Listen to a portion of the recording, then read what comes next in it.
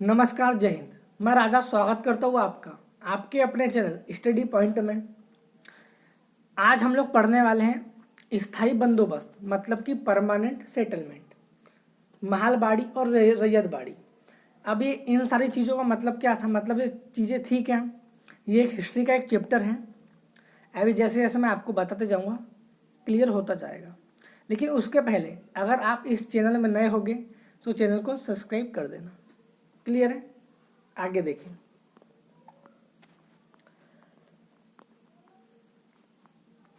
लेकिन उसके पहले ध्यान देने वाली बात यह है,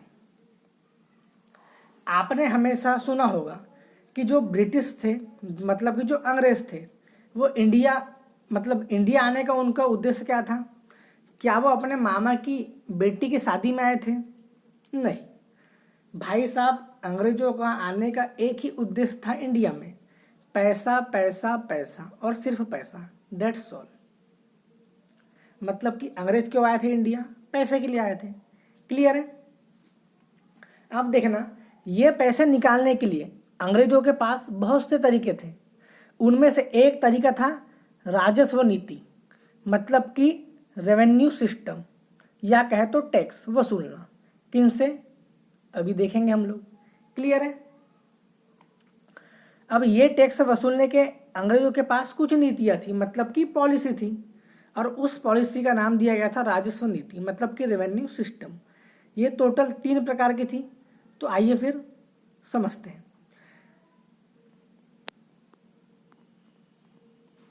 अगर हम पहले की बात करें तो पहली पॉलिसी थी अंग्रेजों की स्थायी बंदोबस्त, मतलब कि परमानेंट सेटलमेंट। अभी थी क्या, आगे देखेंगे। दूसरी क्या थी? रैयतवाड़ी। क्लियर है। और तीसरी और लास्ट क्या थी? महलबाड़ी। वैसे तो अंग्रेजों की बहुत सारी नीतियाँ थी भारत में पैसे वसूलने की, लेकिन अगर इनकी बात किया जाए तो एग्ज़ाम में क्वेश्चन इन्हीं से देखा गया है, इसलिए मैं आपके सामने लेके आया हूँ। अब बात आती है कि इनमें से क्वेश्चन पूछेगा क्या। तो भाई साहब, इनसे क्वेश्चन पूछता है कि स्थायी बंदोबस्त के समय अधिकारी कौन था, स्थायी बंदोबस्त किस सन में लागू किया गया तथा कहाँ कहाँ पर लागू किया गया, तथा कितना कितना परसेंटेज पे लागू किया गया। अभी आपको मैं बताऊंगा स्थायी बंदोबस्त है क्या। तो आइए फिर शुरू करते हैं।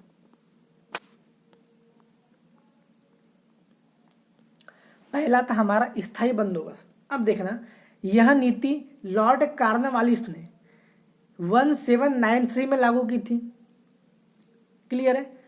मतलब कि परमानेंट सेटलमेंट लॉर्ड कॉर्नवालिस ने 1793 में लागू किया था। डन है। और कहाँ कहाँ लागू किया था? तो बंगाल, बिहार, उड़ीसा, यूपी, बनारस तथा उत्तरी कर्नाटक मतलब कि नॉर्थ कर्नाटका में यह नीति लागू की गई थी।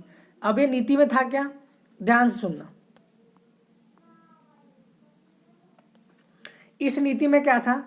इस नीति में जो भी गरीबों की जमीन थी उसका मालिकाना हक किसके पास चले जाता था?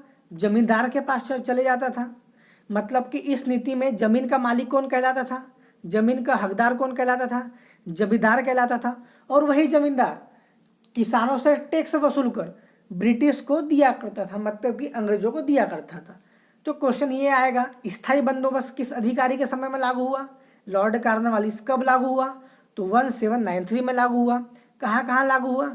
तो बंगाल, बिहार, उड़ीसा, उत्तर प्रदेश, बनारस और नॉर्थ कर्नाटका में लागू हुआ। अब देखना, यह जो नीति थी मतलब कि परमानेंट सेटलमेंट जो नीति थी, यह टोटल 19% भाग पर लागू थी।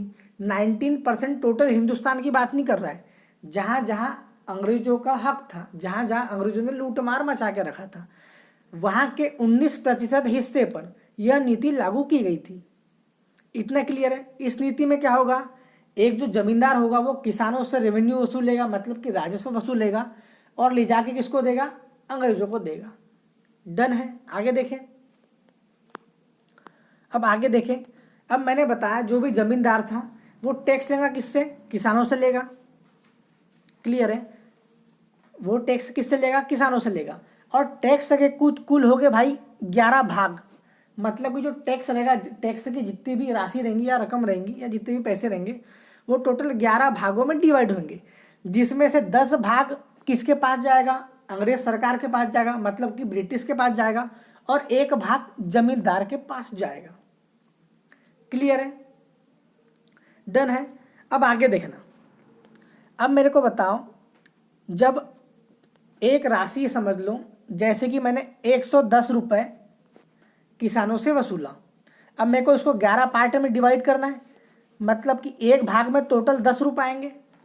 वैसे ही ऐसे ऐसे 10 भाग जाते थे किसके पास, अंग्रेजों के पास, मतलब कि 110 में 100 रुपये तो अंग्रेजों के पास चले गए, बचे कितने रुपए, 10 रुपये, जो कि जमींदार रखता था। अब अंग्रेजों की पॉलिसी ऐसी थी कि वो जमींदार के ऊपर था, कि मतलब जमींदार उन लोगों से कितना टैक्स वसूलता है। अब बताओ, जब जमींदार ने 110 रुपये वसूला तो उसको कितने का फ़ायदा हुआ, 10 का फ़ायदा हुआ। अब जमींदार 220 रुपये वसूलेगा तो उसको कितने का फ़ायदा होगा, 20 का फ़ायदा होगा। जमींदार 330 रुपये वसूलेगा तो उसको कितने का फ़ायदा होगा, 30 रुपये का फ़ायदा होगा। तो इस कारण जो जमींदार है गरीबों पर, या कहे तो छोटे छोटे किसानों पर प्रेशर डालता था, उनका शोषण करता था। क्लियर है, कि मतलब कि टोटल लूट मार मचा के रख दिए थे इन लोगों ने, कि जितने पैसे जमींदार वसूलेगा उतने पैसे का उसको बेनिफिट होगा। क्लियर है, डन है। अगली पॉलिसी देखें, तो अगली पॉलिसी थी भाई साहब रैयतवाड़ी। अगली क्या थी हमारी, रैयतवाड़ी। डन है। अब रैयतवाड़ी में क्या था, पहले इस नीति को, यहाँ निधि लिख गया है, इस नीति को लागू करने वाले अधिकारी का नाम थॉमस मुनरो और कैप्टन रीड। टोटल 2 अधिकारी थे, पहला कौन, थॉमस मुनरो, और दूसरा कौन, कैप्टन रीड था। डन है। तथा यह नीति 1820 में लागू हुई थी, ये भी क्लियर है। अब यह नीति कहाँ कहाँ लागू हुई थी भाई साहब, तो बम्बई, मद्रास, असम, ये 3 जगह यह नीति लागू हुई थी। अब ये नीति में था क्या, उसके पहले, तथा यह नीति 51% भाग पर लागू थी, मतलब जितना भाग अंग्रेजों के अधिकार में था उसके 51% भाग पर याली नीति लागू थी। अब याली नीति में था क्या, समझते हैं।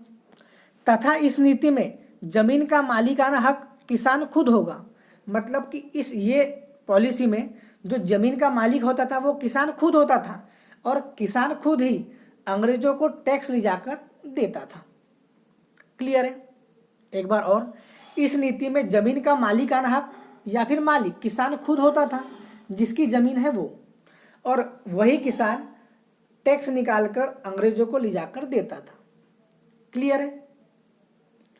आगे देखें, तथा इस नीति में 33 से 55% तक राजस्व वसूला जाता था, मतलब कि 33 से 55% के बीच जितना भी राजस्व है वसूला जाता था, किसके द्वारा, ब्रिटिश सरकार के द्वारा।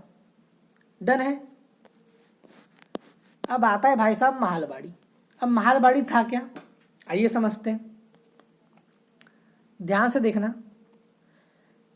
यह नीति को लागू करने वाले अधिकारी का नाम हॉल्ट मैकेजी था, पहला क्वेश्चन। तथा यह नीति 1822 में शुरू हुई थी, जो कि 30% भाग में लागू थी।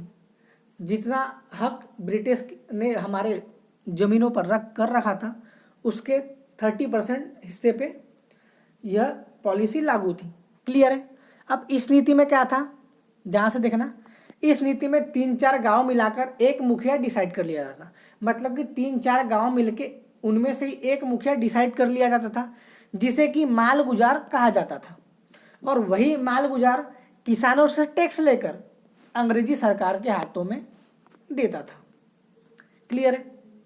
एक बार फिर से, इस नीति में क्या था, इस नीति में 3-4 गांव मिलाकर अपने सलाह मशवरा से एक मुखिया या फिर एक व्यक्ति डिसाइड कर लिया जाता था, जिसे कि मालगुजार कहा जाता था, और वही व्यक्ति 3-4 गांव के किसानों से रेवेन्यू मतलब कि राजस्व लेकर ब्रिटिश गवर्नमेंट को देता था। क्लियर है। तथा यह ब्रिटिश इनसे 60% टैक्स लेते थे। क्लियर है।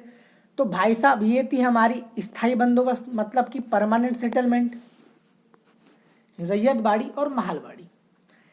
अगर आपने देखा प्रीवियस ईयर पेपर के क्वेश्चन देखे होंगे तो ढेर सारे क्वेश्चन आते हैं इससे, मतलब कि भर भर के क्वेश्चन आते हैं इससे।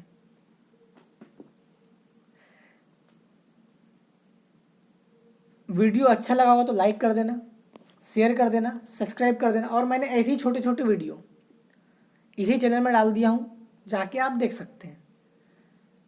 मिलते हैं अगले वीडियो में, बाय।